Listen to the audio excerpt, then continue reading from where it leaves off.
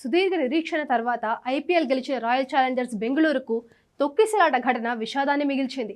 Bengaluru Chinnaswamy stadium దగ్గర భారీ ఎత్తున సంబరాలకు పిలుపునివ్వడం, పెద్ద సంఖ్యలో అభిమానులు తరలిరావడంతో తొక్కిసలాట జరిగి 11 మంది మృతి చెందగా 40 మంది తీవ్రంగా గాయపడ్డారు. ముందస్తు ఏర్పాట్లలో వైఫల్యం, పోలీసులు వద్దని చెప్పిన పరేడ్ నిర్వహించడం వంటి కారణాలే ఈ ఘటనకు దారితీసినట్లు విచారణలో తేలింది. దీంతో ఆర్సీబీ విజయోత్సవ ర్యాలీ చివరికి విషాదంగా మారింది. ఈ ఘటన అనంతరం ఆర్సీబీ ఫ్రాంచైజీతో పాటు విరాట్ కోహ్లీ మౌనంగా ఉండిపోయారు. 2 నెలల తర్వాత ఆర్సీబీ ఈ ఘటనపై విచారం వ్యక్తం చేస్తూ సోషల్ మీడియా వేదికగా కీలక ప్రకటన చేసింది. ఆర్సీబీ కేర్స్ ద్వారా అభిమానులకు అండగా ఉంటామని ప్రకటించింది. తొక్కిసలాటలో ప్రాణాలు కోల్పోయిన ఒక్కొక్కరికి 25 లక్షల చొప్పున నష్టపరిహారం ప్రకటించింది. తాజాగా ఈ ఘటనపై తొలిసారి ఆర్సీబీ స్టార్ ప్లేయర్, భారత క్రికెటర్ విరాట్ కోహ్లీ స్పందించాడు. ఎమోషనల్ పోస్ట్ పెట్టాడు.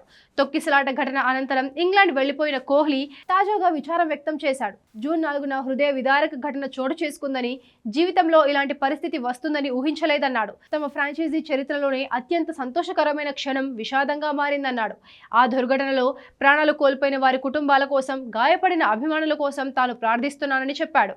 వారి నష్టం ఇప్పుడు తమ కథలో ఒక భాగంగా చెప్పుకొచ్చిన విరాట్ ఇకపై మరింత బాధ్యతతో, గౌరవంతో ముందుకు సాగుతామని ఉద్వేగంగా రాసుకొచ్చాడు. మరోవైపు ఈ తొక్కిసలాట ఘటనపై కర్ణాటక ప్రభుత్వం ఏర్పాటు చేసిన కమిషన్ తమ నివేదికను సమర్పించింది. చిన్నస్వామి స్టేడియం నిర్మాణం, దాని డిజైన్ భారీ జన సమూహాలను నిర్వహించడానికి ఏమాత్రం సురక్షితం కాదని, అనువుగా లేదని కమిషన్ తన నివేదికలో స్పష్టం చేసింది.